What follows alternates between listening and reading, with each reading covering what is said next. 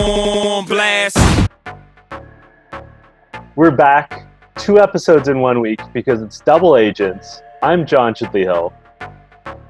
Was that plotted out, like double the episodes per week because it's double agents, or did you just make that up on the fly? I just made that up. I'm calling you out, man. Calling you out. I just bet. Sheldon, longtime listeners know we don't produce, we don't have scripts, we don't rehearse. Anyway, I'm John Hill. Oh, I was supposed to say my name at that point. Yes. I am Sheldon Alexander. And this is You Killed It, the unscripted podcast about the challenge. I don't even know my own name. Talking about the premiere of Double Agents. Before people wonder, like, hey, are they going to talk about Declassified? We actually did a minuscule amount of production and agreed that what we'll do with Declassified is if there's any like juicy tidbits in Declassified, we will mention it when it is appropriate when talking about the actual premiere, because there's so much to talk about in the premiere. We don't need to do 2 episodes. Like, come on. And also, like, Declassified, let's be serious, right? All it was just, here's what the house looks like, and here's everybody meeting each other, and the people that you don't know, here's their little bio. The people that you do know, here's what's new with them. There you go. Just summed up the whole thing. I mean, the only thing that I thought was cool from it was the house. The house looked dope. Yeah, cool. House looks great. I like the house. And that concludes our wrap-up of Declassified. Hey! No, this was You Killed It. The shortest episode ever. Thursday. Hey. But yeah, I mean, things will come up. Obviously, we'll talk a bit about the cast and all that and things we might have learned from that when we get to that, because we'll break down the teams. We'll go through all that. Yeah. But let's get to the actual episode, right? Right. Double Agents Challenge Episode 1. And I got to be honest with you. I thought the episode was good. Okay. I enjoyed it. Good. But it wasn't on the same level as most challenge seasons. Normally, challenge seasons start with a banger. And maybe it was because, they took away the whole everyone's in the house drinking stuff and tried to make Declassified a show. Maybe that was it. Yep. But it was clearly more, and I'm not mad at it because it was still a good episode. It was a lot of gameplay and a lot of strategy to fit in. So maybe that was the thinking. But it just didn't hit the same high notes as a normal challenge premiere. Still good, but not the same high notes. I do. You know what? I have a complaint as well. And again, it's about, just as we finished saying that we weren't going to talk about Declassified, I hyped people up to watch this season of the challenge. Like, I have friends and colleagues that are really into Big Brother. And I was like, hey, listen, like Amber B, Casey, Fessy, unfortunately Josh, like there's like, you like Big Brother, nothing else is going on in the world because we're in lockdown, depending on where you live. Check out the challenge. And a lot of the information that was on Declassified would have really helped someone who's trying to watch the show for the first time. Very true. Because my friends and colleagues that have or the first episode that we did this week might have also helped them as well. True, but these are my colleagues, and they already hear so much of me over the span of a day. They have to have meetings with me, and I'm much nicer on this show than I am in real life. Like, they're probably sick of me. So I hear I love that you're like doing that self-promotion, but in fairness, they've probably had their fill. 7 hours a day, 5 days a week of me. That's so the actual premiere opens with a snazzy montage of TJ Lavin doing spy things. So, yeah, I mean, TJ earning his money, right? They had to shoot a scene. I wonder how many takes they took to film my guy in the lab, right? My guy's got the computers up. There's like all these, I don't know, spy imaging or spy-like graphics on the screen. There's a lot going on. It might have been a little too much, but I'm in on the joke. Like, I feel like if you've never watched a challenge before, you might be watching and being like, this is super cheesy. What's happening? But if you watch the challenge and you're familiar with TJ and just the role that he plays as the host, or what are they calling him? The handler? The handler. this time? Okay, no relation cool. to Chelsea. Right? I just think that in this instance, if you're familiar with the challenge and you kind of get the gimmick of TJ always being the coolest guy in the room no matter what, and it's turned into a bit, I think if you're familiar with that and you're familiar with the show, you're like, okay, this is funny. I get it. Ha, ha, ha. But if you're brand new, you're watching this being like, okay, what is going on with these graphics? What's my guy doing? The super slow-mo. Although I don't care who you are.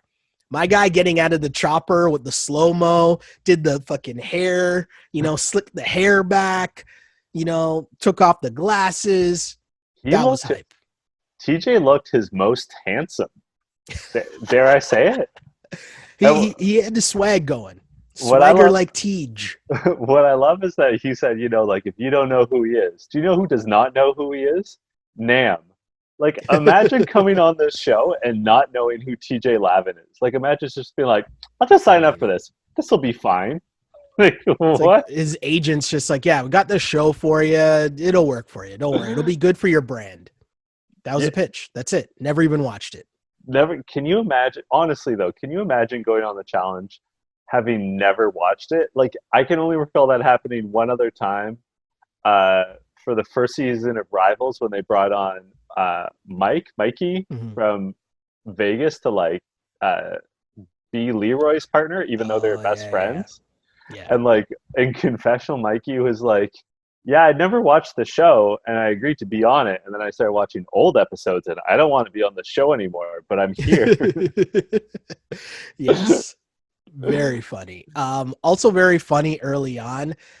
I always like the initial confessionals because you kind of get the pecking order of who's who, right? Mm-hmm. And I love that we talk about it all the time. Johnny Bananas isn't there, but we always refer to this about Johnny Bananas coming in with written raps.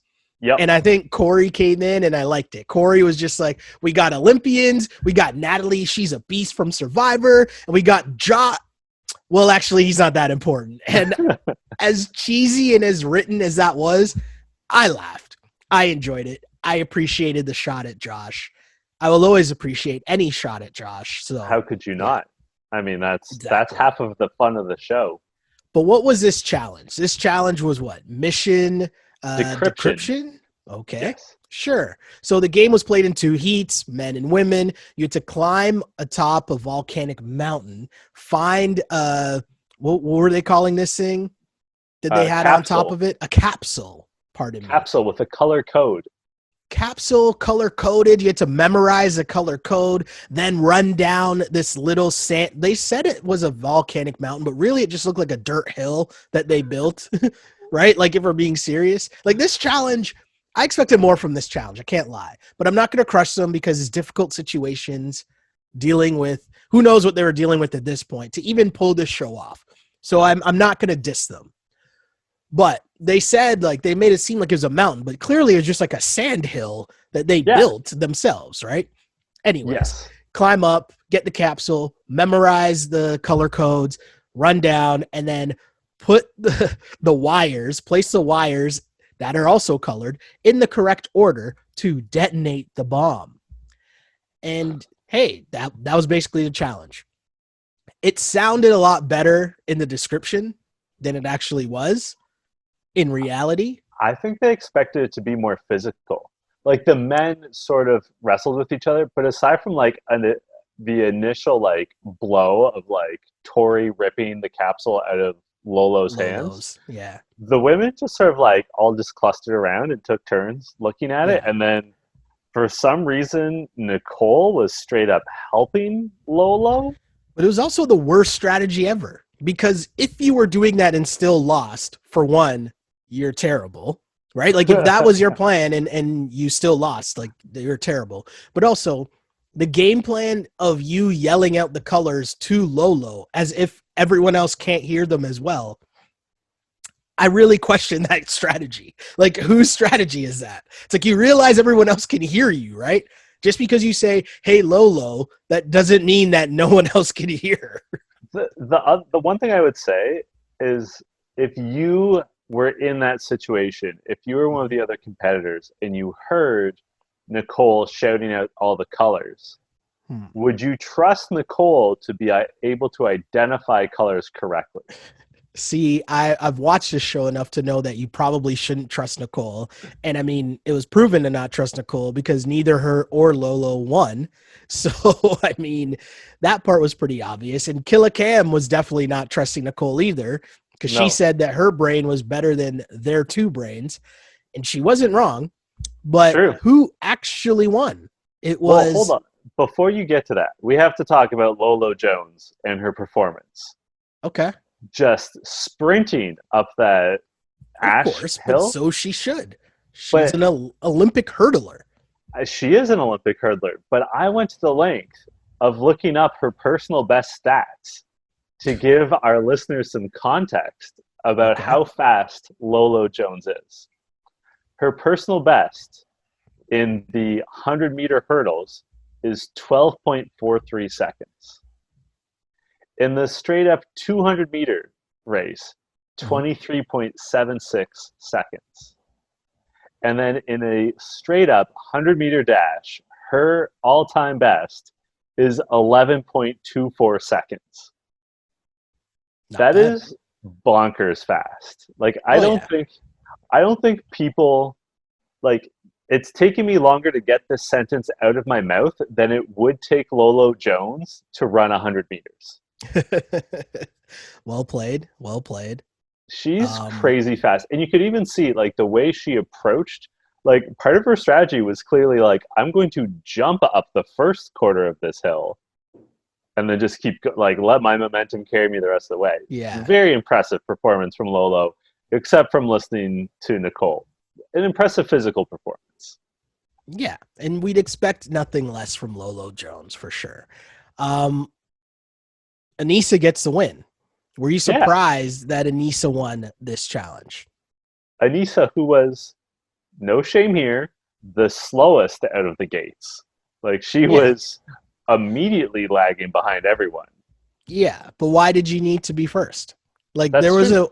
I don't know what the correct strategy was in this random game. It might have been just trying to copy someone else's, maybe. It might have been to team up and, like, you guys split half of the color code. I don't know, but it was a messed up challenge. But Anissa comes out on top, and Anissa historically is pretty good at puzzles, right? That is one of her strengths. So her winning that or being able to memorize the color code isn't that shocking. For the guys, it was a bit more of a shit show, right? A bit more physical, but it started off with a bang, so to speak, where everyone kind of runs in and they're jockeying for the capsule. And Wes thinks that he's being slick by just standing behind and letting them all fight it out, which on paper sounds like a pretty good idea, right? Yep. Until CT tries to pull someone out of the pile, but instead of pulling them out, he pulls a shoe and then proceeds to toss said shoe behind his back, not knowing that Wes is standing directly behind him and gets smacked right in the face. It was like just a perfect throw. It's almost as if CT meant to do it. Like, that's how much of a direct hit it was. But even if he meant to do it, to have that aim behind your back, like, is he Chris Paul? Do you know what I mean? Like, CT3, is that what we should start calling him? Making behind the back passes like that? He's clearly Jason Williams. Like, the white Jason Williams. Yeah. I see what you did there. I also shouts to the editors for having the dramatic opera music as Wes sinks to his knees. Was it a Dave Chappelle bit on the Chappelle Show? Everything looks better in slow motion. Is that a bit where he's going through the club? Yes, right. That was a perfect example of that. Super slow motion, Wes just like falling down, and he's right. That GIF will last. GIF. I always second guess myself whichever way I go. But bottom line, that will last forever on the interwebs because that was just hilarious, and that will always be funny. And it's for a GIF. This is a GIF household over here. Sure. For GIF purposes, it's perfect because like it'll be broadcast enough that someone will undoubtedly loop it, Mhm. but also it's obscure enough that it'll work. Like a good GIF is like the Davon clip where she like comes out of the house. Yeah, Like yeah, yeah, yeah. like you need a little bit of obscurity to make like a GIF fun. Yeah. The one Question for thing, you. So, do you think CT did that on purpose? no, Oh, okay. Okay. I think he just wasn't paying attention. Okay. Fair enough. Fair enough. Uh, Fessy ends up winning for the dudes. Yes. And yeah, overall, I thought it was a pretty weak challenge. But with that said, maybe they knew they didn't have to pull out the big guns for the first challenge because they knew the twists were coming fast and quick in this episode. Hmm. And that's why the challenge is the best. Because they always get you in multiple different ways. If they don't get you in one way, they got you with the other. And so Corey, who says, oh, sorry, I wrote something in the wrong order on the thing I'm reading, and that's actually pretty funny, actually, because it would have been pretty messed up. But anyways, did you think the challenge was good, or am I off base? It wasn't their best. Okay. I think part of the challenge is the challenge of this challenge is Ooh, 30 people's a lot.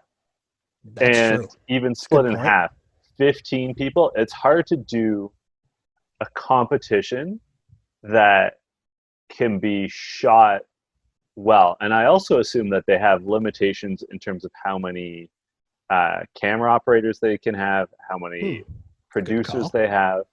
Good call. So if you're limited to, say, 4 cameras or like 3 cameras and a drone operator Mm-hmm. or whatever, however the numbers shake out, you don't want to be doing like a massive one where they have to run a mile and then run back because You like got to how are you save your gonna, bullets. that's right. So I think that was a factor. Yeah. I also think every so often they have a competition that they design that I don't think quite works out the way they expect it's going to work out. Like Yeah. either a competitor finds a hack, it's easier than they think, it's harder than they think, whatever. Mm-hmm. And I know that they test them, like they have crew members test it before doing it. But this is a kind of competition where you'd be like, oh yeah, we can run up the hill. Like you wouldn't play test it that hard. Yeah. So and like I don't think there's, like I said, I don't think they expected the women's side to be so not physical, and then on the other side, the men's side was way more physical, and like both ways didn't really work Yeah. cinematically. Like I think they're expecting True. more people to do what Nicole and Lolo did. Like I think they're expecting more teamwork. Like I think they're expecting like Corey and Nelson being like, "Oh, Corey, I'll read this. I'll yell the Mhm. colors to you, Nelson. You plug it in because we're boys and Yeah. it'll be Yeah. fine." Yeah. Yeah. Like I think they're expecting a little more Yeah. differing strategies. It was interesting. It was definitely interesting in that sense. I also found it so people who listen to the pod normally will know that I'm always for the challenge conspiracy theories. Like in terms of, I think the editors are always trying to tell us something ahead of time, right? They're dropping nuggets. Oh yeah, And so we try to discuss it all the time. So after Fessy wins, Corey says he thinks that works for him because he thinks he's a good friend. I've watched this show for a while, and I know when they're trying to tell us something. And I yeah. think that's just a nugget that they're trying to plant a seed with us going forward. And that kind of goes back a little bit, which we'll get into when they break down the teams, but it kind of goes back to the declassified episode because I felt like we were told 4 different alliances involving the same few people. Yep. Right? We'll get to it later on when we get to that part because that was in this actual episode when they're in the club, right? Yeah. That was in this Well, episode. So we'll get to it there. We'll get to it there. we'll get to it there, but I mean, on that note, just on like them sort of laying track Mhm. in this scene. So Fessy and Anissa are the winners. Anissa is the overall winner. She gets to pick her partner, Which and is a we great twist, by the way. love it. Chef's kiss. Um, but there's 2 things in that scene that I picked up on that were hinted at or like sort of alluded to in Declassified. First of all, and we'll get more details, but Fessy says he's allied with the Young Bucks, repped by Corey and Nelson, but he's also And in a Jay. Big Brother alliance. Yeah, but he's also in a Big Brother alliance. Yeah. And he says, he dusts off the classic cliche of, but the Big Brother, or he says that Corey and Nelson are less strategic than the Big Brother Yes. group because they're playing, the Big Brother guys are playing chess and Corey and Nelson are playing checkers. Yeah. The other is, of course, Fessy doesn't want to partner with Anissa. No. He is super reluctant. This is super interesting to me because Anissa can pick anybody. Who should have Anissa picked? Did she make the right choice in picking Fessy? Well, I was going to say to you, I was going to ask you that same question. Who would you pick if you were Anissa? Anissa should have picked. Okay. Well, I was going to say, I would go with either CT or Darrell. No, you have to pick one. You don't get to, there's no sitting on the fence. You pick one partner. I would go Darrell. Same. I would definitely have picked Darrell. Like, I don't even understand why she took Fessy. Like, I get that you think he's the young buck beast, but he's not schooled enough in the game. Maybe she thinks she's doing it because he has the numbers. She thinks that he's really cool with Corey and she's cool with Corey. Maybe that's her angle. But I just think Darrell, you can at least trust Darrell isn't going to lose this for you. No. Meaning he's not going to do some bonehead. Like, we also learned that Fessy is coming into this house as single Fessy, which I think adds another wrinkle. Because my first thought was, what happened to Haley? I need to do some searching on the gram, figure out what happened to my girl Haley. But Fessy being single, like, if I'm Anissa, that's something I'm thinking about. That's adding another wrinkle that could stop you from winning a milli. Darrell's coming in focused with one goal and one goal only. Same thing for CT. But I don't know. I thought that was a weird pick. I didn't like it either. In my notes, I wrote, "Oh, I don't know about all of that." That was when she picked Fessy. I was like, because to your point, I totally agree with your analysis of Darrell as a potential partner. You know, focused. He's not going to get you in trouble. People are going to underestimate him. Like, he's not the number one target, but he's a proven winner. Yeah. He's going to be respectful and supportive. Like, he's not short-tempered. He's not going to yell at you. And also, Fessy, comes with baggage in the form of two alliances that are obvious, right? There's exactly what we just described, the Young Bucks and the Big Brother people. It's obvious that if Fessy is in two alliances, at some point, that's going to be an issue. And if you're his partner, that's going to be an issue for you too. Right? Like, you want it nice and simple, and like Darrell, I think, was the best choice. And like I put down CT and Darrell even before they had the like confessional of Darrell being like, "Yo, I'd rock with you. Like, I'd love to be your partner." And like, I think that's a big part of it too, because you know exactly what's going to happen at the first sight of trouble. Fessy is going to be throwing Anissa under the bus. Also, like, people, we rag on him all the time, but Fessy is friends with Josh, and Josh is trouble to anyone's game that he is partnered with. I'm serious. It's true. Like, don't. You're totally right. Because like Josh's beef might become Fessy's beef, and then it's your beef, and suddenly you've got like a 6'1" man-child standing on top of a bar in the Czech Republic. Like, you don't want any of this. You want to just like play cards with Darrell and have light beer and go to bed at 10 o'clock at night. Like, right? Sounds like a plan. But this is where things got super interesting, because the next twist, which the first twist was already great to me. The next twist, though, was that everyone else also got to choose their partner. So essentially, Anissa just got the first pick, but everyone else got to pick their partner. And I think the element of surprise made this so much better, because now you got to think about it on the spot, and you got to do it quickly. And let's just go through first off, did you like this twist? Did you see it coming? What did you think of it? I loved this twist. Yeah. I loved this twist. I know I've said it to you before on the podcast and not on the podcast.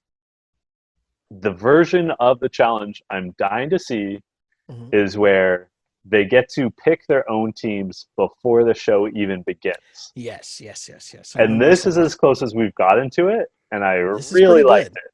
This is going to be pretty good. And we haven't even gotten to the rest of the twists yet, but here we go. So let's break down the teams, right? So we already know that Anissa and Fessy are the team. Then in order, we got Tori and Corey, which that sounds like a show, like in the middle of the afternoon, like the Today Show, hour 3 with Tori and Corey, right? Like I was that gonna just sounds like a say thing.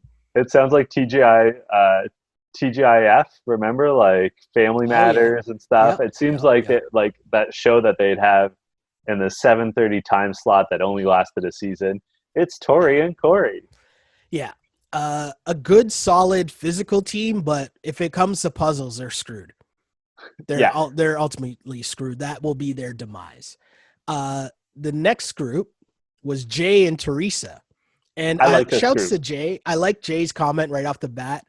I can't hug you because your husband's a football player and he might kill me. I thought that was funny. But that's what Jay brings. Jay is a good character on the show. I like this team. I think this can be a really dangerous team for sure. What do you think?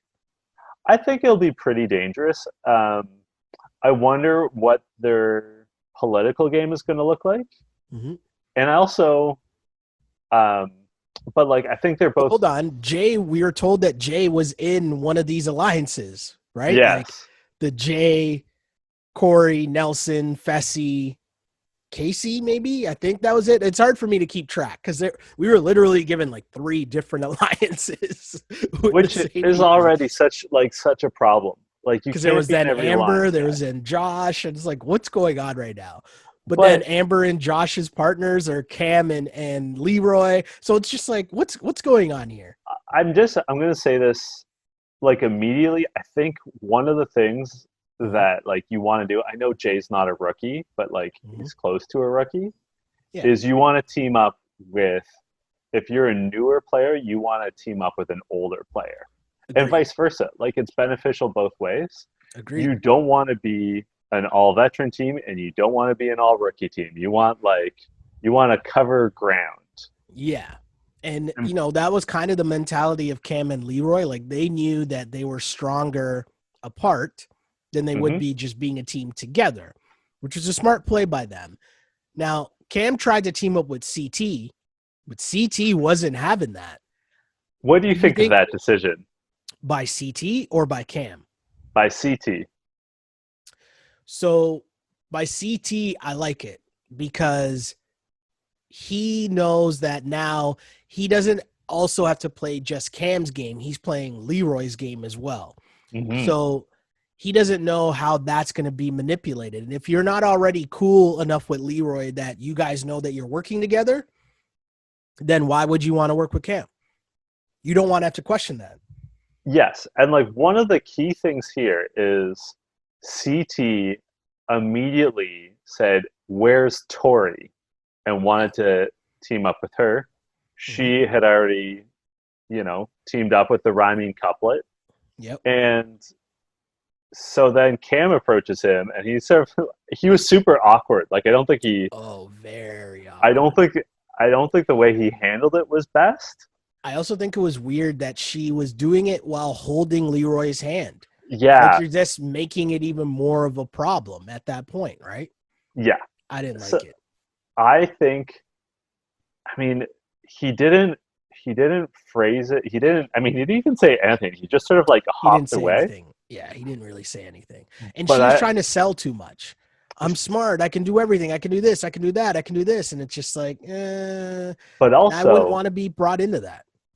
Ashley on paper makes so much sense for CT. I know I just finished saying like you want two people that have different like experience levels, Mhm. but as they both said, they've won a challenge together, right? Yeah, Like they won free agents together. They like each other. They get along and they also really occupy different parts of the house, for sure. right? Like they hang out with different people. They're Mhm. not going to be partying at different levels, right? But Like they bring different things to the table. Like mhm. I see why they were drawn to each other.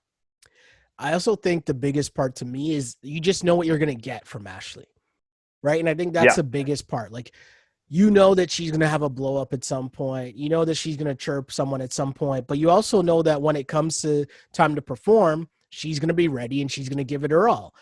And you'd rather deal with the partner that you know how to deal with than someone you don't know how to deal with. Mm-hmm. And you also know that Ashley's loyal. And that's a huge part of it too. So I totally get it.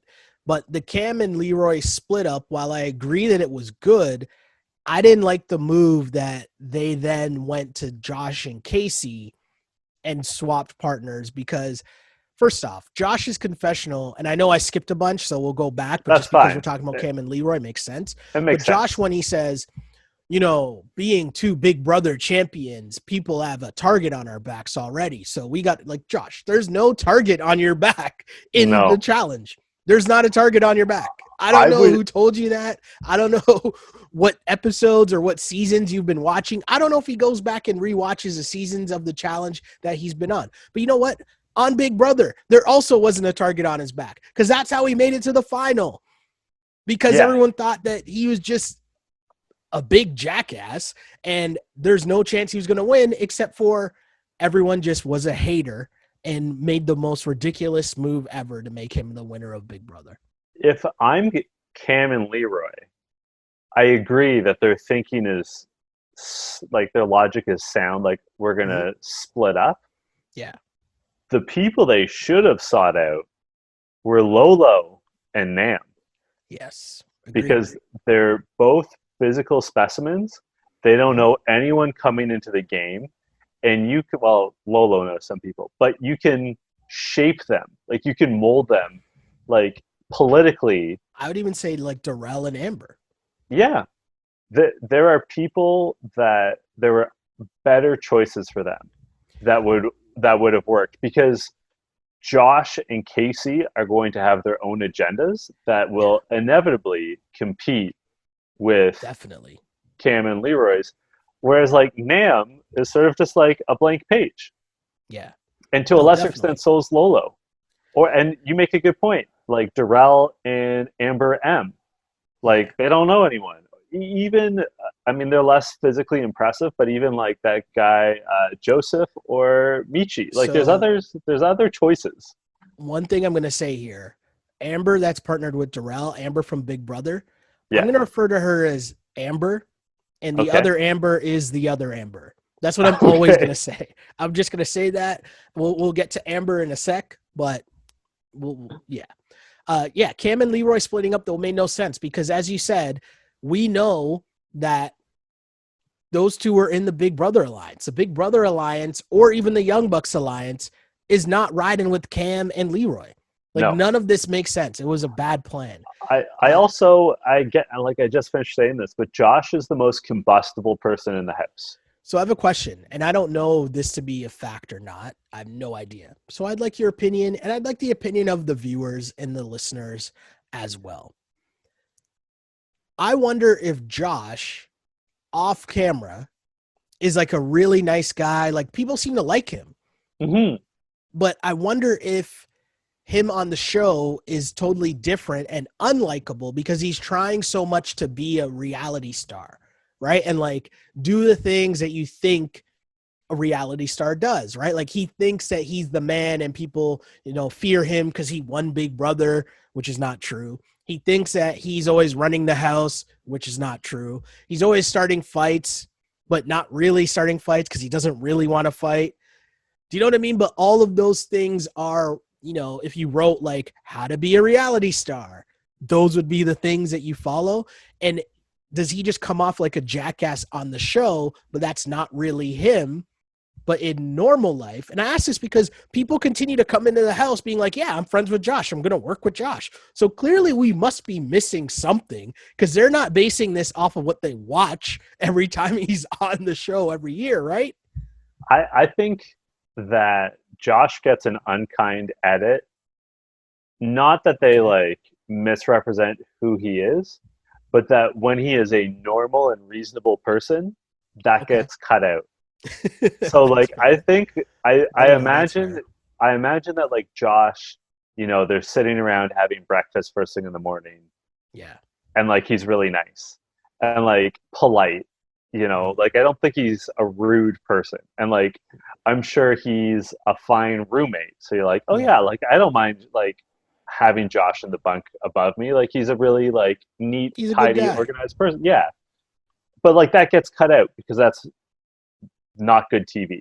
Yeah. So instead, what we as the viewers see is just him like crying and blowing up, and like, I Yeah. mean, the real No, that's fair. question would be is like, who watched the feeds when he was on Big Brother, and what was he like, just like around the Oh, he house? was terrible in Big Brother. Like he Oh, was the worst, most annoying person ever. Like he would walk into rooms banging pots and pans, just screaming at the top of his lungs to annoy people on purpose.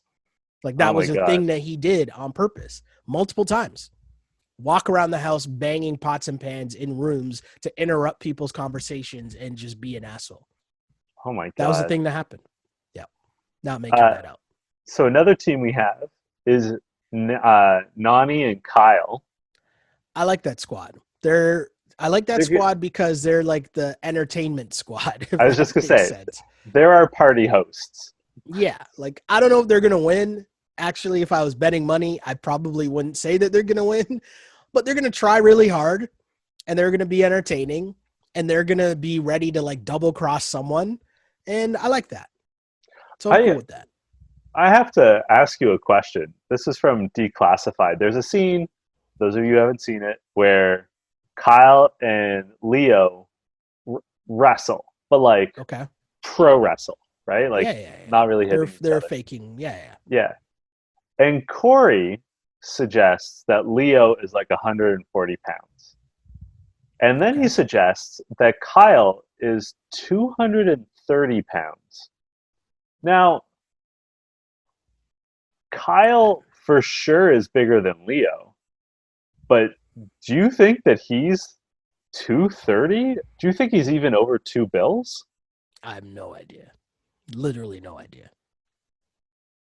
I I don't know. That's just something that stuck out to me where I'm like, huh. Yeah, I have And no like idea. Kyle made the point that he's made two finals. I'm like, I guess he has. Like, Yeah. do I not give enough credit to Kyle as a physical threat?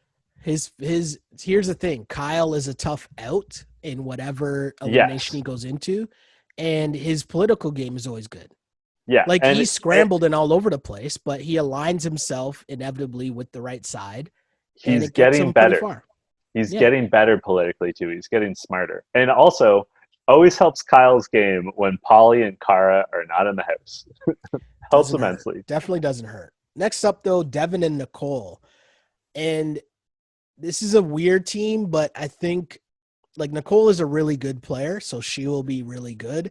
Devin is also a good player, and I think they balance each other out well. So I think Hmm. that's a good match in terms of the house. Yeah. I was curious to see them partner up because of course Devin and Marie have Mhm. a history. Okay. And Nicole and Marie are good friends. So I Oh, wonder like if they've hung out outside of the challenge world. And like yeah. I'm to not the sure. best of my That's interesting. knowledge, Devin and Marie are not a thing anymore. Yeah, But I'm not sure.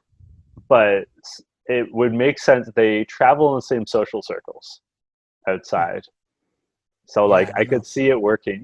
Like when you're in high school, back when we met, and like first like week of school, and you ended up being like in a group project or whatever, and you didn't really know anyone in the class, and you're like, but like I know that person hangs out with one of my friends, so Yeah. I'll be in their group just because like we'll probably have common ground. I think it was one of those moments with No, I got you. Devin and I got Nicole. you. I got you. Um, Next up, Wes and Natalie. And this is big because Natalie chose Wes over Darrell. Like Darrell getting punked off twice. It's like people need to do their history. They Yeah, have no idea about Darrell, right? And that's the funny thing to me. But again, like as you said, a lot of people come into the house and maybe they watched a season, yeah. maybe not, but they definitely don't know who Darrell is unless you watch like going back how many seasons. And even then, you'd still have to go back even more seasons to really understand the OG that is Darrell. I think I've only seen one season of Darrell in his prime. And like I've watched this is the 36th season. I think I've watched 25 or so of them. Like I've seen most of them. I haven't seen all of them. Mhm. And even then, like I haven't seen, like I think I've only seen one season with Darrell in his prime. Like we've seen him more recently. Is that the season when he beat up dude? What's that guy's name that he beat up? Brad, yes. you're right. How I did watch that season. How did I forget Brad's name? Brad But Fiorenza. yeah, I like the fact like Darrell getting punked off twice, but then ending up with my girl Amber. It all works out. It all works out for Darrell. And that's both Wes and Natalie and Darrell and Amber. Very good teams. Agreed. Intriguing teams. And that Agreed. mix of like a rookie and a super seasoned vet. Yeah. That I think will be helpful. Gabby and Leo were kind of just hanging out together and no one's really picking them because they're both rookies and nobody really knows them either. So they just kind of partnered up. But I like that group. I put in brackets, they are fucked. So that's where I stand on it.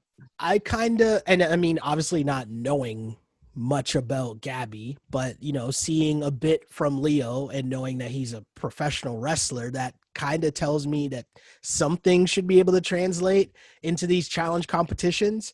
So I'm interested in seeing how that group plays out. Like if they were going to be the traditional, hey, we're throwing these rookies in, I don't think it would have went as easily as people thought it would have. No. If you had thrown them in. Next, we talked about Josh and Casey. Hold on the thought of Leo, we have a listener question, or I have a listener question. Paint America Blue asks on Twitter, I'm always excited to see wrestlers on the challenge. What a handle, but yeah, we'll let that slide. Yeah. I'm hoping it's referring to Democrats. What male and female wrestlers do you think would fit on the challenge? The Miz doesn't count. And he laughed. I've thought a lot about this. Of course. I actually replied to him. I'm like, I'm going to answer this question on the show because I need time to think about it. Okay.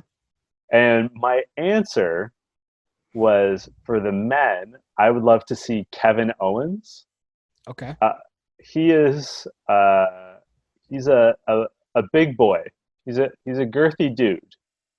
But he's come on the show I work on before. I've seen him in person. Oh yeah, okay. So you have a sense of what Kevin's working once with. Or twice, yeah. But he's really clever. Like he's a really sharp guy. Mm-hmm. So I think he'd be good TV, and he's like deceptively agile. Yeah. And like a very good athlete because you have to be a pro wrestler. So I feel like he'd be like a mix of like good at the politics and like funny in confessionals, but also like competitive in terms of the He's competition. Canadian, right? He is from Maryville, Quebec. Yes. I thought so, but I wasn't positive. And also the challenge needs more Canadians. There's only been 2 Canadians on the show. Sure. Needs to be better. Why not? We talked already about CT and Ashley teaming up. Big T and wait, what's her partner's name? Because she didn't know. And to be honest, I started typing it what I thought it was, but then she said another name and the producer corrected her. And then she still said the wrong name. So I was like, what's happening right now? I thought that was incredible. But I think it's pretty fitting considering what my guy was doing later on in the episode. I always love when there's rookies that are clearly only going to be on one season. Yeah. And clearly just have no clue what they're getting into. Isn't this the guy that was on America's Got Talent? Or is that Michi? Yep. No, that's him. Okay. Now you got No, Michi's from X on the Beach. Yes, you're right. So yeah, so like anyways, does this guy even know what he signed up for? No, and this group isn't going to go well. Like this should be the team that we'll get to this later on, but this should be the team that you throw into the first elimination. But we'll get to that. Lolo and Nam, we talked about already. I think this has the potential being one of the best teams. I think they're going to struggle. Oh. I think their political game is going to be of course horrible. But who's going to want to go against them? We'll figure. No, hold on. Don't answer that. Don't answer that because that's going to go to something else later on, which we'll talk Okay. about for a while. Here, though, I want to talk about. I agree how Lolo was mad that she was getting picked last, and think about that. She's like, I've never been picked last in my life. I thought that was funny, but it is kind of hilarious.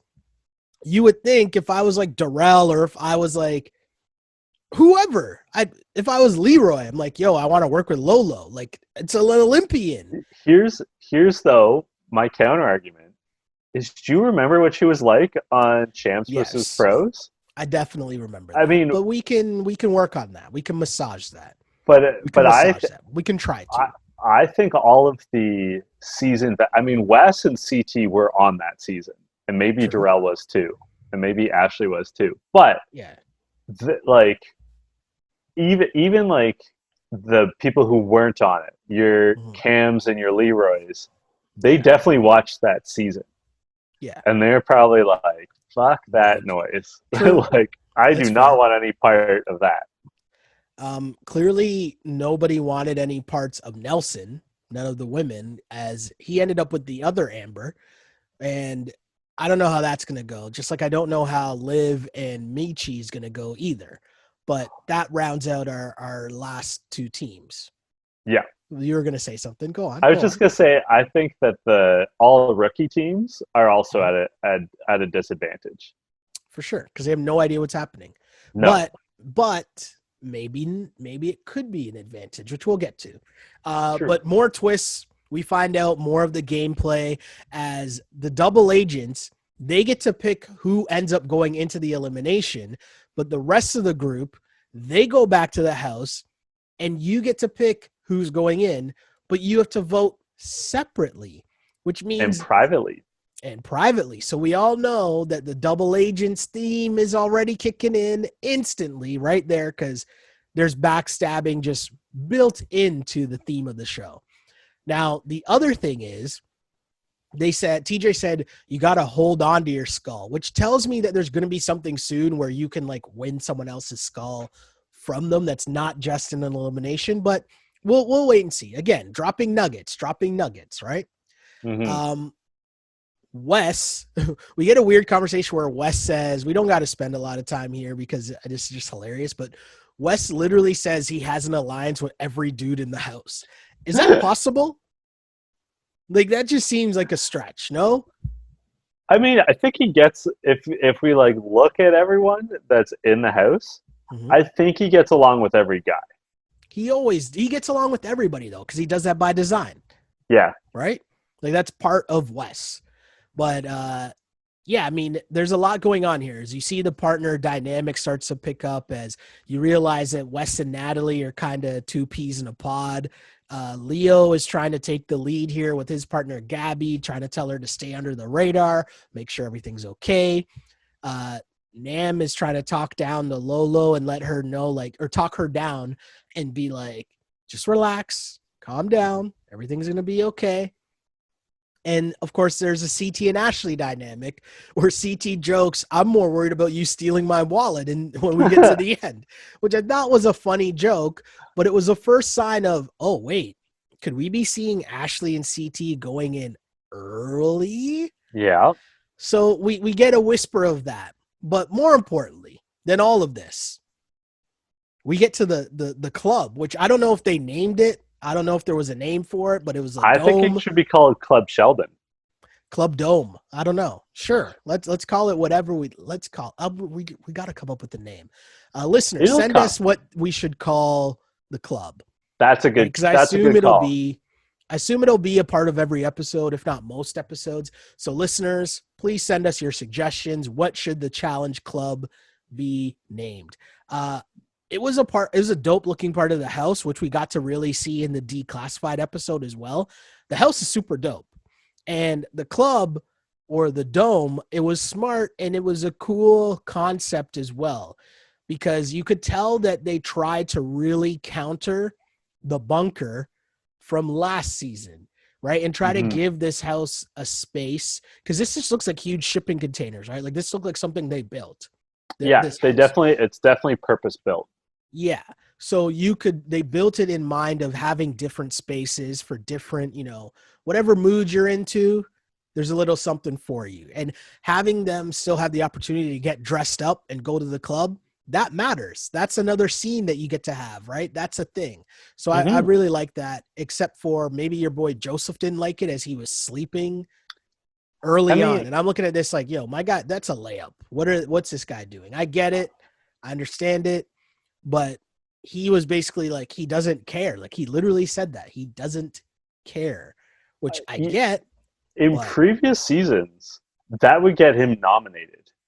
For sure. Him being like, I don't care, and like sleeping at the club. Like, and like Kenny or Evan would be like, yo, fuck this guy. He's got to go. Yeah. No, but also, in fairness, you and I, we have gone to clubs. Mm-hmm. There's always one person that falls asleep somehow at a club. Yeah, usually because they've been overserved. This is making me sad. What, talking about clubbing? Yes, because this is making me think of like, when is the next time that I'll be at a bar, at a club, listening to music? Like, I don't want to talk about this. This is hurting my feelings right now. Fair enough. It really is, though. I'm being serious. But the next morning, we have CT, old man CT with his transition lenses. Okay. Smells something in the air. He does. And starts going around the house, straight up asking people if anyone's been saying his name. Great game move by CT. Amazing game move. Because he knows that he's going in, but I like the line where he acknowledged, I'm just trying to see who's going to lie to my face. Yeah, which I think is really smart. I really like this play. What I did not like is that when they are having the deliberation, I thought CT came out of the gate way too hot. See, I think that he made the right play. I just think we're dealing with a different bunch of rookies. Okay. Right? So I think he made the right play. Stepping in the deliberation saying, hey, I know what people are normally thinking here. And this might be a time where you want to take a big swing, but you just got to think about it and know that you best not miss. And he's right with that statement. The problem is the rookies ain't about that life just to like sit around and be like, oh, you're going to put us in. Oh no, poor me. Why me? Why do the rookies got to be in? No. They were talking that talk back at CT, but on top of that, Killer Cam and Leroy were already leading the charge against CT. And that all of those things then made it a bad look, but I still believe in the end it's a right move for CT to at least speak up and just not let it happen. At least get your piece across. The two things I would have tweaked about his approach is I would have let one other person speak first. Ooh. And I feel, went a little too long. See, and started like pigeonholing people. I go the other way. I like that he set the tone. He's like, nope, I'm going to set the tone of this whole thing. I'm not even going to let you start to build it against me. I'm just going to go. And really, shouts to Liv. Liv was like, oh, so you're trying to say just throw rookies in? And he's like, I never said who to throw in, actually, which he didn't, but he did at the same time. It was pretty implied. It was good. It was good. I applaud everyone involved in this. I like this from all angles. The one thing that bothered me is like you and I both really applauded CT last season when the skulls rule was introduced. We go. Let's get to this. Yes. Where we were like, CT has the right attitude. Get in there and like go after, like get your skull and then just like hang back in the cut. And like with Ashley, he has a very capable partner. And so after CT went around and sort of like took everyone's temperature in the morning, I would have said, Ashley, like bring your lunch bucket because we're going to work tonight. Yeah. And I would have gone to Anissa and Fessy, and I would have said, hey, I see which way the wind's blowing. Here's who I want. Yeah. and like call your shot that way. Like strike a deal with Anissa. Say, Anissa, So we've known each other for like 20 years or whatever it's been. Let us get our skulls, then we're gonna get you your skulls. So here's the thing. I said that I liked everyone's angle from all sides. I left some people out who I didn't like their angle, and that's Cam and Leroy. The I reason did not is like what they did. Yeah, the reason is we've seen this before, right? War of the Worlds, the first one, right? Remember, was it the first one where the vets just all went at each other and they yeah, basically just eliminated each other for the whole first half of the season, yep. letting all the English, what was it called? How was it It was divided? The U.S. versus the England, was it? world. The It was the world, U.S. pardon me. versus the world. Right? But you kind of just let all the other people coast because you guys were too busy fighting with each other.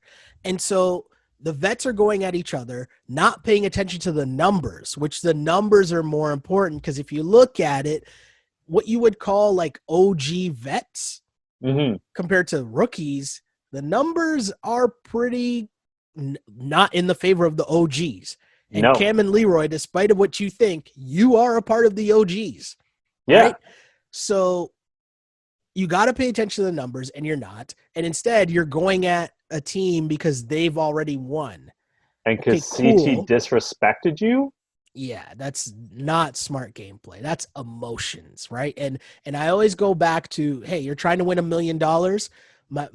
What's dude on Dragon's Den? Kevin O'Leary. His line, my money has no emotions. That's Mm-hmm. why I make a lot of money. I always remember that line because it's so true. And Cam is making an emotional decision here because her feelings are hurt because CT didn't choose her. Now, okay, well, now CT has to go home.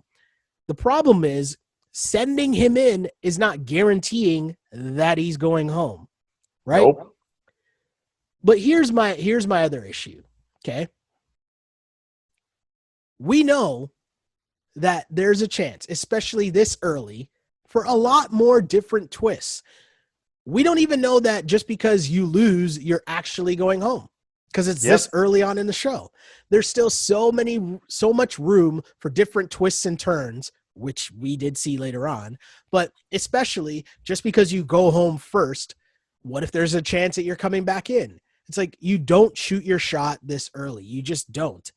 Unless you do what you said, which is you just won the challenge, meaning you get to decide who goes in. So then you call your shot and say, I'm going in against this team because you have the biggest opportunity to choose whoever you want of the 30 people that are in this house, right? Yeah. You get to choose. Other than that, I don't get why you're putting in strong people right away when you don't know the game that you're playing yet.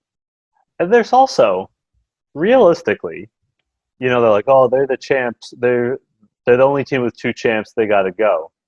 Realistically, CT and Ashley are a very dangerous team. Mm-hmm. So, like, you have to at least give them good odds that they win the elimination, and then they come back with the skull.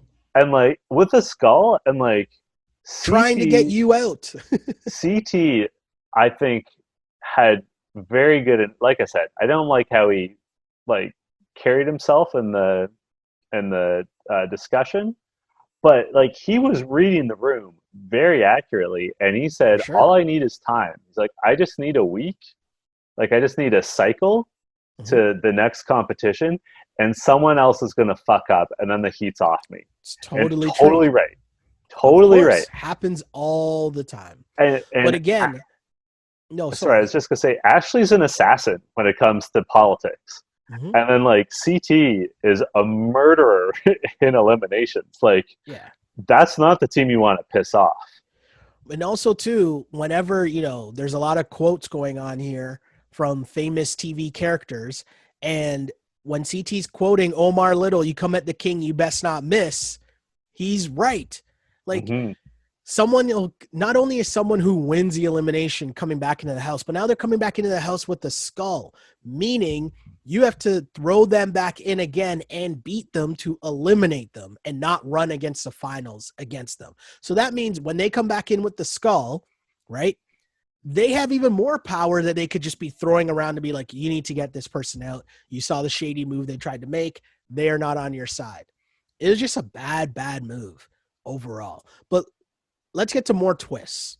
Okay. Because there's even more twists, right? Because Fessy and Anissa, they get brought into a secret room and they get to see ahead of time who the house voted for before they make their pick, which is a massive twist, right? Like this season is going to be so crazy. As soon as they figure out the actual game and how it works, this is going to be incredible. So you get to see who voted for, but also you get to see who actually made the votes as well. But the rest of the house doesn't know that. So the question was, do you tell the rest of the house that you know who they voted for? No. No, I agree with that. Of course not. No, of course not. You let it come out whenever it's going to come out, right? And also, I mean, it was funny. Like, Anissa noted, oh, Wes didn't vote against CT. Mm-hmm. Like, Wes has often said CT is one of his best friends. Yeah. He says that they're like brothers. Yeah. Like, it's good intel to know who voted. Mm-hmm. But unfortunately, for Anissa, basically, and Fessy, everyone voted for CT and Ashley. Mm-hmm. So it's not shocking that Wes didn't, because like Wes is legitimately, yes. Like it's not like, oh my God, I can't believe Wes didn't vote against arguably his best friend in the house. Yeah. like that's not shocking. That's his closest ally. Sure. So they find this out. Obviously, they don't tell anyone, but we find out that CT and Ashley are the votes. And, you know, this is going to be another interesting twist because there's so many plot twists that can happen now going forward, because you could come out later on and be like, hey, we saw who voted for who, and you can make stuff up and just blatantly lie, right? Yeah. Like there's so many things, so many different ways this can go from now on. So I'm excited about what's going to come, because there's going to be a lot of backstabbing. And it's going to be great. It's going to be so good. Before we got to the crater, which is a terrible name, by the way. Can we call it Laser Quest? Because that's what it looks like. I just think that we could call it whatever. Like, again, maybe we put that out to the viewers as well. Name the club and name the elimination pit, right? I mean, they can call it what they want. I'm calling the elimination pit Laser Quest, because that's what it looks like. Let's go with that. I'm cool with that. We find out that Ashley and CT going first. Leroy is happy. Cam is happy. But here's the thing. Don't you want to go in? Like, didn't we learn this from last year's season? You want to go into an elimination against a weak team? That's the part I didn't get. And so Fessy and Anissa don't want to go in either. And this is where it became weird to me. There's only 10 skulls. They keep repeating that point, which tells me that it's probably an important point to the season. The fact that they kept repeating, there's only 10 skulls. So shouldn't you be doing what you need to do to get a skull? Like, what they should have done, right? Like, you convince the house to put in a weak team and then you send in yourself. We learned that last year. That should have been the move by Fessy and Anissa, is you put in a weak team and then regardless, you get to the pit. If there's some crazy twist, well, then you adjust and just put in some other rookie team.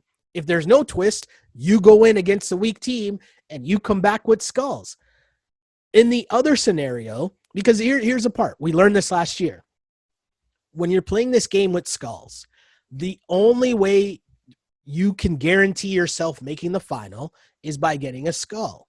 The only way you can guarantee you getting a skull the easiest way possible is when you win a challenge and then you control who goes into the elimination. I don't understand. Didn't they watch last season? Those were the rules of last season. You should know that if they come back with the same twist, you win the challenge. That's when you decide who you're going against. And you'll never have that opportunity again, especially this year when we just found out there's so much backstabbing that's available to everyone. Yeah, your analysis is totally right. I stand by what I said, that CT the day before, when he realized that he and Ashley were likely going in, he should have appealed to Anissa and to a lesser extent Fessy and said, give us, I don't know, who's a team they could have taken in theory. Give us Mishi Big T and the guy that was sleeping. Yeah. Give us Big T and Joseph. We'll owe you one. You can tell us how to vote next time or whatever. Sure. Strike a deal. Or to your point, if you know that skulls are the name of the game, pick someone else. Like if you're Anissa and Fessy, don't go along with this plot to put in CT and Ashley, and instead encourage people to put in the rookies. Put in Big T and Joseph, so that you can then look at the situation and make your decision based off of that. Because the other thing too is Cam and them or someone else, maybe it was Nelson, but someone was like, no, we want to save the rookies so we run in the finals against them. You realize that you need to get a skull to make the final. So how is this weak team getting a skull?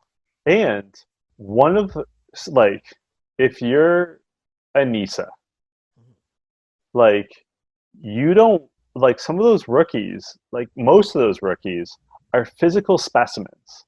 Yeah. Do you want to be running a final against Lolo Jones and Nam? No, because the finals are the great leveling of the playing field. That's where the physical beasts do well.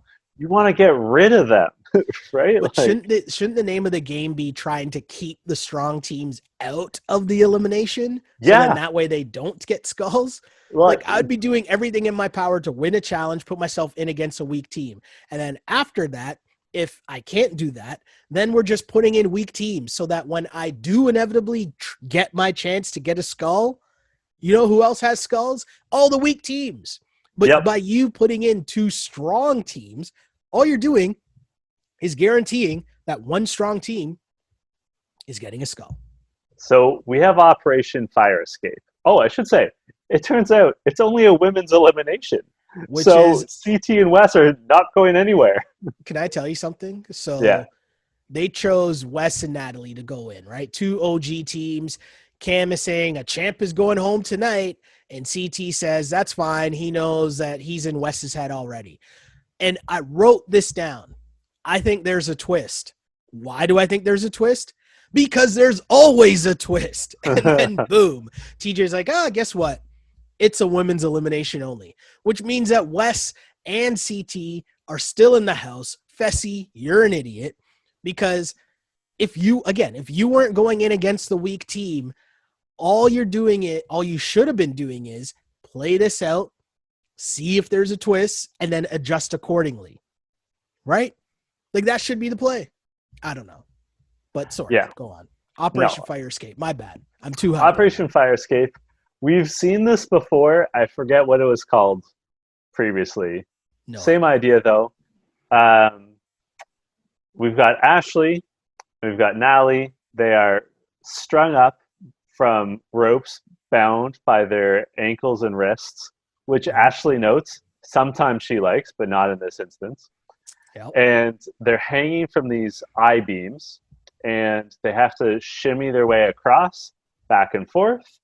And as an added twist, although I don't think it actually made a difference, probably helped them stay warm, the beams were on fire, which is very, very challenged. Where they're like, right, and sure. Also fire. Why not? Why not? It was pretty close. It was a really hard challenge. That's I wouldn't be able to do it. This would be super difficult to do. It was really close, and it's not surprising. We know that Ashley always puts up a fight, so it's not surprising that she would put up such a good fight in that instance. And she almost pulled it out, but Natalie was able to win, and Natalie gets a skull.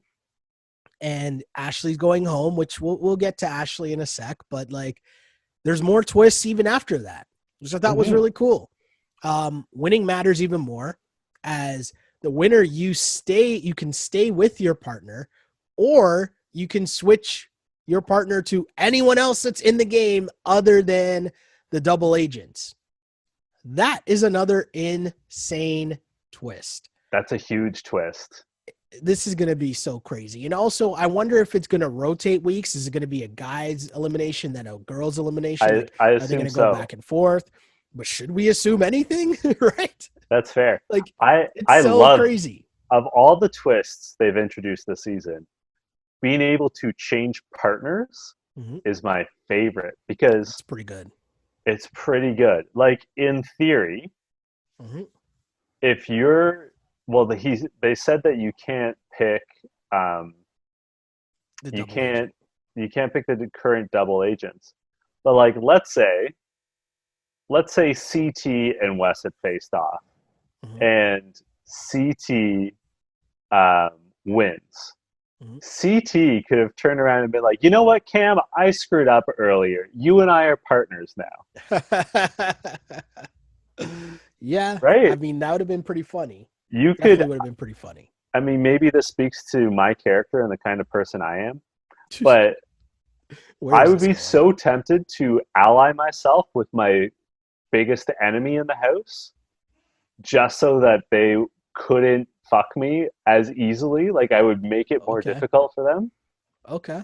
I like that. I like that. That's some twisted gameplay, but that's probably what you need to win. Like the funny part is, so CT's still in the house, and if you're Leroy, if you're Fessy, like you just messed up. Yeah. Now you really got to figure out the numbers, but it's funny because CT was right. Send in the rookies, let the game play out. But Oh, it started with send in the rookies because that's the real key. Send in the rookies and then you can adjust if you win. But trying to make the big swing early doesn't make sense when you don't know what game you're playing at. Wes even said at some point earlier in the episode, it's too early in the game to be making big moves Way because too there's early. going to be twists coming. Yep. Of And he's course. totally right. Of He said, you know course. what? He said it to Natalie. He said, like, we just got to keep a low profile for a couple cycles and see what the game really is. Exactly. Also, Um for Fessy and Leroy and Cam and Anissa, their hands at like they're flapping in the wind, and now Wes and CT know like those are their targets. Like but it's also too, like you did all of that to get rid of Ashley. Like, is Ashley, as much as we love Ashley and Ashley's a really good player, she's not at the top of my list in terms of like, oh, you need to get her out of this game. who. Let me ask this: who would be at the top of your list to get rid of If you're talking about the women, if you're Anissa and Fessy? see, I understand where they were going, where they were coming from, but again, I think they're viewing the elimination incorrectly, Mm-hmm. right? Like you need to be thinking of the elimination as a chance to get a skull, which is what everyone should want to do because the only thing you know is that you need a skull to win the final. That's not going to change. So I wouldn't have been thinking of I need to get rid of whoever because who cares about getting rid of people when you need a skull? That's the name of the game. It's not get rid of someone else. Yeah, honestly who the biggest targets in the game are in my mind? Cam and Leroy, Why? because they're the only couple in the house. Okay. They're the most obvious alliance in the house, and their partners are in the second most obvious alliance in the house. Right? Interesting. I, Yeah. I, I mean, No, up that's there with fair. Corey and Nelson, but like They you can also were kind of very count on. vocal, Yeah, which wasn't yeah. good. No, it was not good. I'm just saying, like, think of those two pairings, though, right? You've got Leroy and Casey. You've got Josh and Cam. You're like, oh, well, that means Cam and Leroy are working with Big Brother people. That's a solid group of 5 or 6. Yeah. I got to take at least one of those pairs out, like, No, that's fair. That's like fair. immediately. I also gotta say, if I were Cam and Leroy, I think the move would be if one of them wins an elimination to then partner with, like, I think now Yeah. that they see how the game works, Cam and Yeah. Leroy should actually be partners. Hmm. Interesting. Hmm. Interesting. Yeah, there's so many twists and turns going forward. I will say though, I am kind of sad to see our girl Ashley go. Me too. I mean, I wrote in my notes, are we the kiss of death? no, I think it all.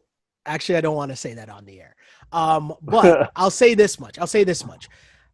I think that the way that it played out, I feel bad for her because it was nothing. It was because of nothing they did.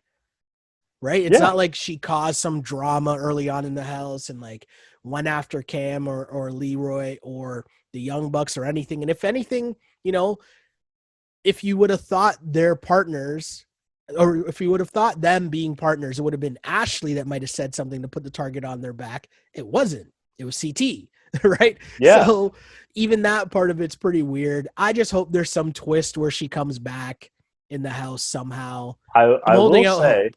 friend of the show, Rochella Valdez, Mhm. she believes that there's a redemption house. Of course, I will always believe there's a redemption house. Another reason too why I think there might be a redemption house is because it's a backup for in case someone got sick. Yeah. And then you had to send someone home, here's someone coming back in. The other Yeah. thing about the redemption house, I think it's likely for this season simply Oh. because you don't, I mean, first of all, it adds to the double agents nature of Hmm. things.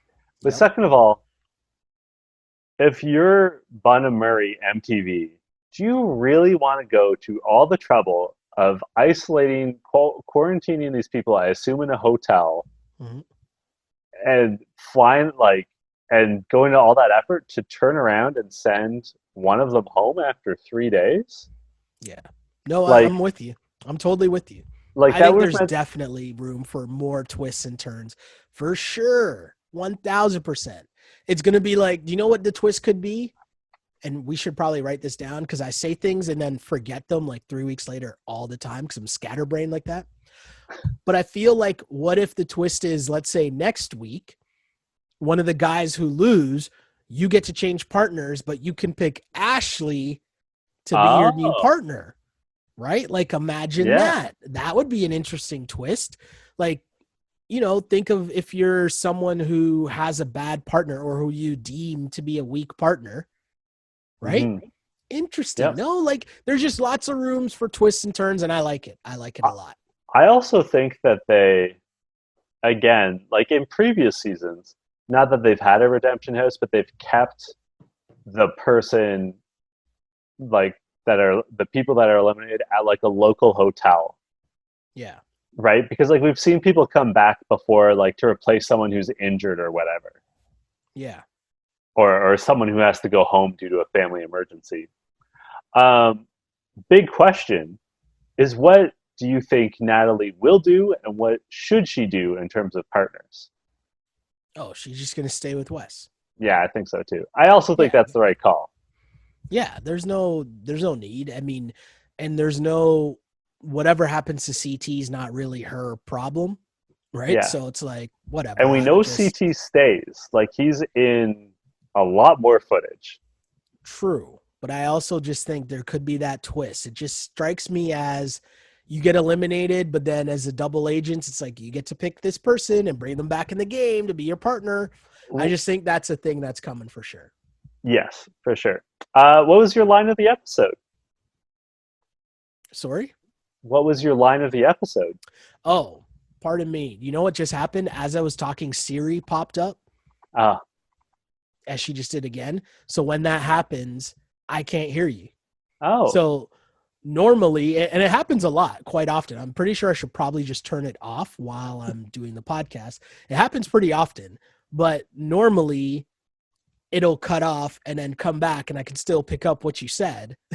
Or it's while I'm talking, so it doesn't really matter that I can't hear you.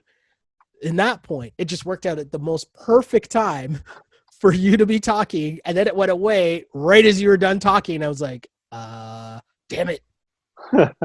But my line of the episode, in kind of an homage to our girl Ashley, I'm gonna say two things. One, two quotes from Ashley. The first one, Sorry to you losers that have done this a million times and have never won. Close quote. But also at the very beginning in the declassified episode, she says her introduction. You might know me as Millionaire Mitchell, but after this season, you might know me as Multi-Millionaire Mitchell, with a wink to the camera. Instantly, I'm like, I should put that on a hoodie. I like that. It won't happen. Well, I mean, again, I'm holding out hope. There's still a chance here that she's coming back in the house. I'm holding out hope. I'm of the mindset that you let it play out for a bit. Either you make the move to go in and try to get your skull, or you sit back and play it out to see what the game is. Because I think there's twists and turns coming ahead. So I'm holding out hope that we could still be talking to Millionaire Mitchell at the end of this. I had CT from Declassified saying the dad bod era is over. Now it's the father figure. I like it. And I also liked Cam saying, I want my bank account looking like a phone number. I like that it. Was a great line. Like of course, the most important question, Sheldon, is who killed it for you this week? So this is pretty easy to me. It's pretty straightforward who killed it this week. It's TJ. Oh. And the reason why I say that it's TJ Lavin, it's because, make no mistake, who the face of the challenge is. It is TJ Lavin. He's going to let you know that he gets the camera time. Like, think about the shoots that they went on for TJ's, like, I don't know, of an hour and a half episode. What, 10 minutes maybe total?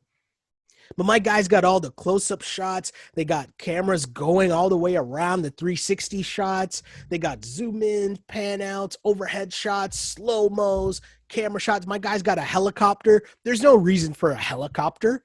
They got a full-ass helicopter with the whole challenge garb on the side of it just for my guy to make a dope-ass entrance. TJ Lavin, you won this episode. When you said that there was like one obvious choice, I thought you were going to give my answer, which is Natalie, who, won. You don't know me by now, John? Come on, man. That was a straight setup. For me, Natalie killed it. She's got herself, I think, the ideal partner for her. Okay. She won. She has a skull, which is what it's all about at this stage of the game. Correct. She has a clear path now. Like, she knows who she has to like keep her eyes on. She got rid of one of the sneaky toughest competitors among the women in Ashley out of there. And basically, she sent a great message to everyone else that she doesn't want to be fucked with. Yeah. So I think a win all around for Natalie. I like it. I like it a lot. Where can the good people find you on social media? You can find me on Twitter at Shell Alexander, on Instagram at Sheldon Alexander, and of course, like and subscribe wherever you get the You Killed It podcast. That's on iTunes and SoundCloud. And I guess I should keep calling it Apple Podcasts because it's not iTunes anymore. But Apple Podcasts and SoundCloud, and of course on YouTube. Like and subscribe. Let us know if you like the videos, and we'll keep that going. That's a thing. But also, however you consume it, we try to be on that platform for you. However you want to consume the goodness that is this You Killed It podcast. And you can find me on Twitter and Instagram at JChidleyHill. It's that simple. I keep it easy. You know what's kind of dope too? That like, it's funny, from doing all the other podcasts, I have viewers that will put me on game in terms of how they watch. And it was something that I didn't even realize, but I have people that are like, oh yeah, I put it on my TV all the time. I was like, oh yeah. Like you legit just like, you can talk into your microphone now, into your remote, and be like, YouTube, You Killed It podcast. And then boom, pops up on the TV and you see our beautiful faces. It's kind of dope. That's how I consume. Honestly, that's how I consume most podcasts now, is that I watch them on YouTube, but on my TV. Yeah. And like I do chores or whatever. Like 9 times out of 10. Yeah. And as you said, now you get the benefit of seeing our faces. Yeah. If you consider that a benefit. I do, but I don't know if that's for everyone. I apologize ahead of time. I'm sorry for the mug. I apologize ahead of time. You're looking great, Sheldon. I love to see your face. I'll take the compliment, I guess. There you go. Until next week, this was You Killed It. You killed it.